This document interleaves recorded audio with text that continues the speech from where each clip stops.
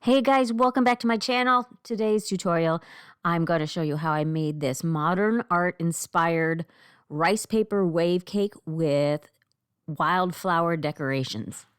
These wildflowers are artificial, but I think they look very real. So let's get right to it. Also, and since this is Bridal Expo season, this cake is going to be made with a 6-inch, 8-inch, and 10-inch foam cake dummies, and I'm going to use these discs to help me cut the fondant for the tops of the cakes.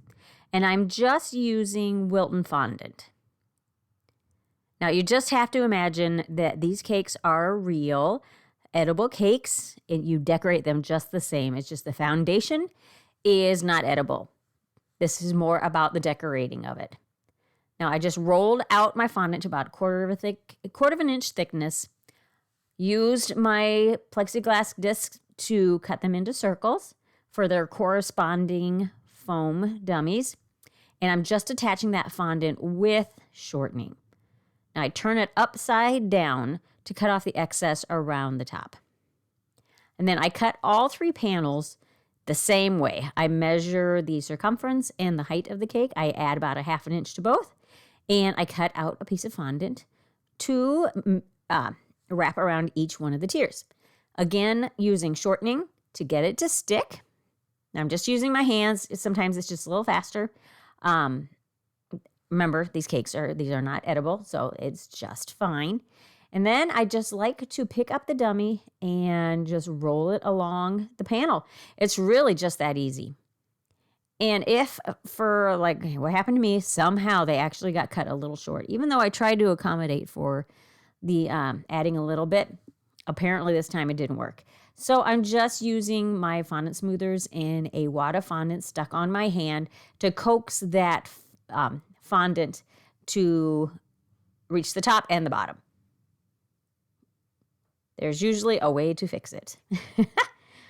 And all 3 of our tiers will have this crisp of an edge by using that technique. Now, to get our cakes to stick to the board, I'm just using some buttercream and some buttercream in between each tier. And then get them all lined up nice and straight. And then I'm using a dowel that I sharpen like a pencil and just shove it all the way through all 3 of the cake dummies. Now, you might shift a little bit, as in some of them kind of lift up as the skewer goes down. But I just showed you there how I deal with that. Once I get the skewer down, I just use one of the fondant smoothers and just kind of bang it back down. Now, to make our modern art-inspired waves, I'm just using, on this part for the waves themselves, I'm calling them waves. I don't know what else to call them. There's the movement. I'm just using 0 grade wafer paper, and I'm cutting them down into 2-inch strips and then 1.5-inch strips. I believe that's what I did. And then I'm just cutting the edges to soften them up, the ends, so that you don't have those sharp edges. Now, at this time, I did not cut them into like a wave pattern on the top. It's more the movement that they make on the cake itself. Now, I can't tell you how many of these I cut. I had cut way too many of them. I didn't need nearly as many as I thought. And you can kind of see off to the side there was my inspiration picture. I don't know who did that originally, but we used that basic arrangement for the wave itself. And I thought the easiest way to get them aligned right is to use, this is my double thick wafer paper. So this is still edible wafer paper. And I'm just kind of drawing the arch shape so that I know I have something to follow. And when it comes to writing on the paper, this is a graphite pencil. Graphite is not lead. Lead is poisonous. Graphite is not. So don't worry about it, even if any of that were to be eaten, which we do try to avoid. Nobody's going to get hurt because it's not poisonous. And then I'm making some edible glue, and all I'm using is some scrap pieces of wafer paper. And I'm just putting them in my little silicone cupcake liner, adding a little bit of water to kind of submerge the paper. Stick it in your microwave for 30 seconds to a minute until that wafer paper is all dissolved, and let it cool, and then there's your glue. And what I'm using, I just used a brush to line the side that's going to attach to the 0 grade wafer paper with that edible glue. The reason for the double thick wafer paper is so that it doesn't warp when I attach all these pieces to it. I could use the 0 grade, but it would warp. This double thick will not warp. And to create the movement, I'm just using, I tried to use my steamer first, and it made it, you can see it right there, it made it too much movement in it, because I really just needed a little bit of a soft movement, but I still wanted it to be structurally aligned, the pieces. I didn't want them kind of like folding over each other. That to me would almost be too ruffled. That wasn't what I was going for with this. So I'm just using an extra piece of a dowel. That's a 1/4 inch dowel, maybe a little, what, a 5/8 inch. That's hard to say. And you can add movement to your wafer paper by just rolling it over something with a curve to it, like a dowel.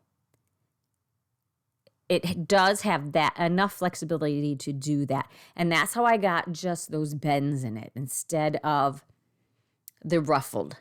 I guess bends is a better word for what I was going for. And then I just kind of lined them up, adding each piece with the edible glue.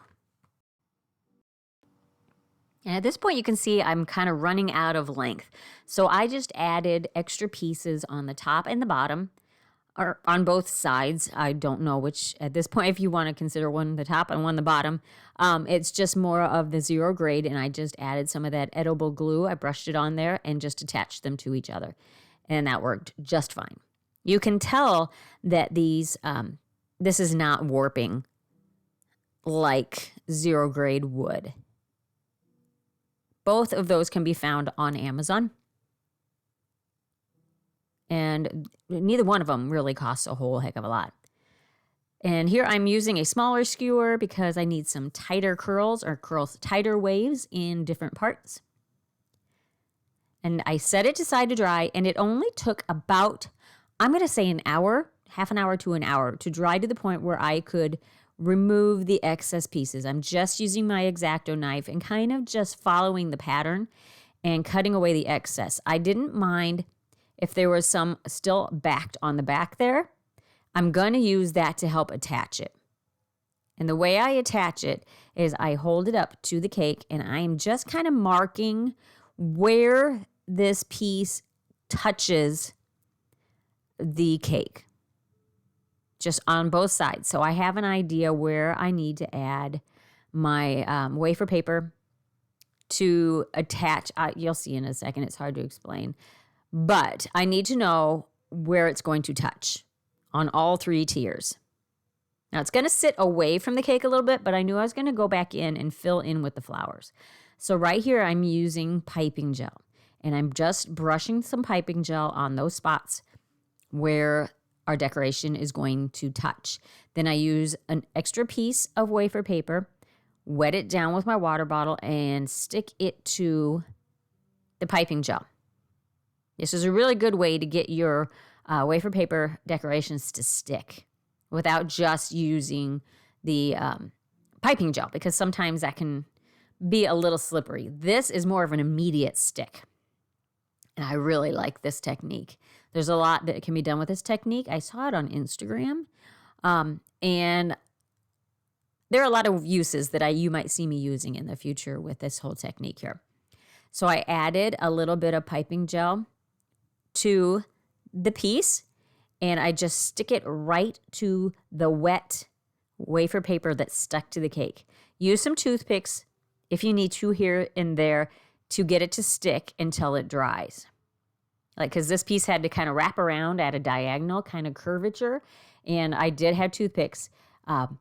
I don't think you can see them now. I think they're gone at this point. But once it was dry, I just went in and I pulled them out. Now I'm adding some gold decorations, and since this is a fake cake, I'm just sticking them right in to the foam. If this was for an actual cake, you'd want to make sure that you wrap those ends with some floral tape before you stick them into the cake to make it food safe. Now this is kind of just an abstract added touch on the top, and I included the gold throughout the whole piece. And then I'm just sticking these wildflowers in here and there wherever they fit and in between the different pieces of the wafer paper. And I think it turned out gorgeous. And since this was for a demo cake for work, I think this is a really good combination of my style and my boss's style. Kind of represents both of us because both of us work on the cakes. I hope you got something from it. I hope you learned something. And we'll catch you on the next one.